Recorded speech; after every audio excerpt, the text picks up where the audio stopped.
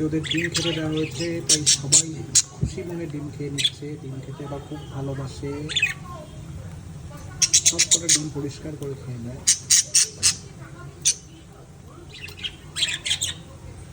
বাচ্চাগুলো এখন একা একা খেতে শিখে গেছে।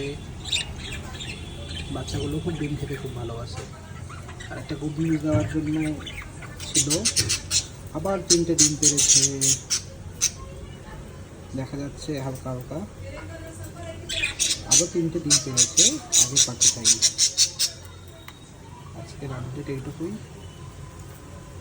পাখিগুলো অনেক হেলদি আছে, অনেক অ্যাক্টিভ। ছোটো বাচ্চাগুলো একা একা খেতে শিখে গেছে।